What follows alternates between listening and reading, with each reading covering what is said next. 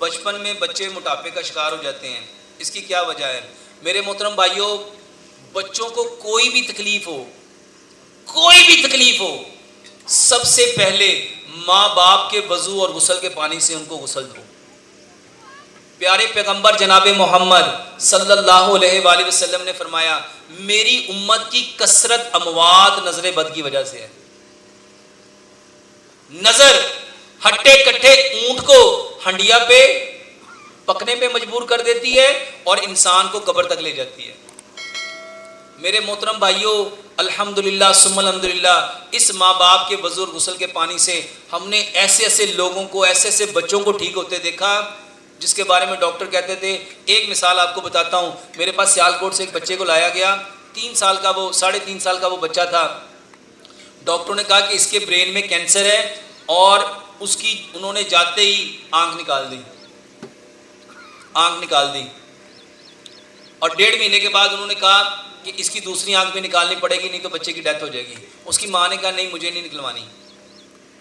پھر انہوں نے کہا کہ اس کو 1.5 لاکھ کا انجیکشن لگے گا یا وہ لگا لو۔ وہ کہتے ہم نے 5 وہ لگائے، وعلیکم السلام، اور انہوں نے کہا کہ اس سے بھی وہ فرق نہیں پڑا، اور پھر ڈاکٹر نے کہا کہ اس کا کوئی علاج نہیں، اس کو واپس لے جاؤ۔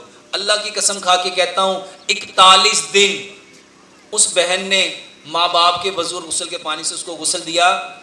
جب وہ پہلی بار میرے پاس لے کے آئے تھے تو وہ اس کو ایسے اٹھا کے لائے تھے، اللہ کی قسم اس کو اٹھا کے لائے تھے۔ بچہ بالکل انکانشیس تھا، اور جب وہ 41 دن کے بعد اس کو لے کے آئے، واللہ ان کا بچہ خود پیدل چل کے آیا اور اس کے ہاتھ میں لیس تھی، اور اس کی ماں کہتی ہے کہ اس آنکھ سے اس کو اتنا کلیئر نظر آتا ہے کہ ہمیں شک ہونے لگا ہے کہ اس کی آنکھوں میں کیا ہو گیا ہے۔ اور ڈاکٹروں نے، اللہ کی قسم وہ کہتی ہے کہ ڈاکٹروں نے ہمیں بتایا کہ آپ نے اس کے ساتھ کیا کیا، یہ رپورٹ اس کی نہیں ہے، صرف ماں باپ کے وضو اور غسل کے پانی سے غسل کرو۔ میرے محترم بھائیوں، 80% بیماریاں جناتی ہیں۔ آپ لوگ کرونا کو مان لیتے ہو، ڈینگی کو مان لیتے ہو، آپ وائرس کو مان لیتے ہو، اور جو باتیں پیارے پیغمبر جناب محمد صلی اللہ علیہ وآلہ وسلم نے فرمائی، کیا ہم ان کو مانتے ہیں؟ نظر جو ہے، اگر تقدیر میں کوئی چیز سبقت لے جا سکتی تھی تو وہ نظر ہے۔ تو اپنے بچوں کو سب سے پہلے ماں باپ کے وضو اور غسل کے پانی سے غسل دو، اور پھر یہ 3 دوائیاں، کلونجی میتھی دانے کا پانی، اور دوسری دوائی تلبینہ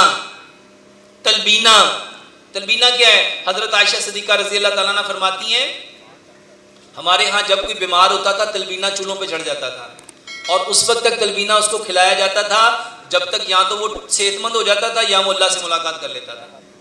تلبینہ کسے کہتے ہیں؟ جو کا دلیا، 70 بیماریوں کا علاج ہے، اور یہ بتانے والے کون ہیں؟